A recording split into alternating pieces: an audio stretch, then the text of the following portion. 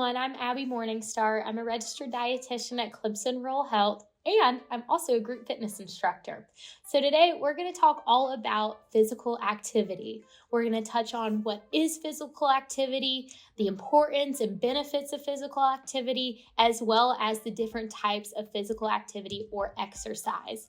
So what is physical activity? We've probably all heard of different types of exercises, yoga, running, stretching, weightlifting, things like that. But by definition, physical activity is the act of getting your heart rate up more than when you're just sitting down or sleeping. It can be walking, it can be doing yard work, chores, things like that where you're in an active state of motion. So as we are physically active, this is important for our overall health, including our bone health, muscle maintenance, as well as heart health. So what happens when we're more physically active is our muscles are more engaged and you decrease the risk of losing that muscle mass and bone health. Women especially have the risk of osteoporosis as we age. The number one thing you can do to decrease your risk of osteoporosis is any type of physical activity, including weight-bearing exercises. As we are also more physically active, this can decrease plaque from your arteries that decreases your risk of stroke and heart attack. So numerous health benefits from being physically active. The second benefit of being physically active is our mental health. So oftentimes, getting exercise, whatever that may be, can improve mental clarity, can improve focus, and decrease any of that brain fog. It also helps us feel more connected to ourselves, maybe to nature if you work out outside or in a community. So that's a third benefit of physical activity, is that sense of community.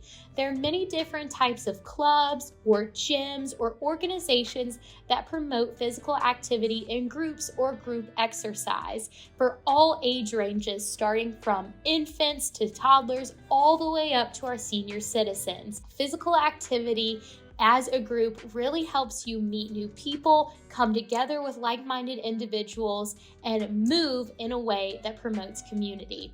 Another benefit to physical activity is improved sleep. So it's kind of self-explanatory. The more you move and the more you're active, the more tired you probably will be at night. This leads to a more restful sleep, getting into that REM cycle that's very important to help you wake up in the morning feeling focused and well rested. Now, I touched on this earlier, but there are many different types of physical activity. The physical activity recommendations are 150 minutes of moderate exercise per week, as well as 2 to 3 times of stretching or weight-bearing exercise. Now, what is moderate physical activity? This is anything where your heart rate is, again, above where it is when you're sitting down or sleeping. So this could be walking your dog, going for a walk, riding a bike, anything that you could hold a conversation with if there is someone next to you. You could also, instead of 150 minutes of moderate exercise, choose to get 75 minutes of higher intensity or vigorous exercise. This could be things like high intensity interval training where you're working at a high level of intensity for short duration of time. This could be running, this could be swimming, anything like that where if there's someone next to you, you might have a little bit of difficulty holding a prolonged conversation, but you could still get out a few words or respond to a question. Now, those are all traditional types of exercise, but there's different ways that you can be physically active that don't look like going to the gym or going for a run. This could be doing some stretches in your house. If you have access to internet, this could be following along a workout video online. This could also be doing things around your house, like yard work or washing the car, gardening where you're bending up and down. Those are all different ways you could be physically active without the traditional going to the gym. There are also ways to increase physical activity in short durations throughout the day. This could be like parking farther away from a store and taking the longer route. It could also be like taking the stairs instead of the elevator, or maybe every so often if you're at a desk job, taking 5 or 10 minutes and doing a lap around the office or outside to stretch your legs. There are different ways you can chunk your time to make it more manageable for you.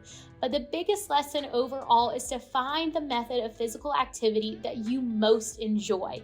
If you're dreading something like going for a run, you're probably not going to stick with it. Instead, if you like going for a walk with a neighbor or walking your dog or washing your car, this is more sustainable and often will lead to a habit of being physically active. Again, there are numerous benefits of being physically active, including our health, mental health, sleep, and social sense of community. If you have any questions about health and nutrition in general, feel free to check out another one of our videos. Thanks for watching.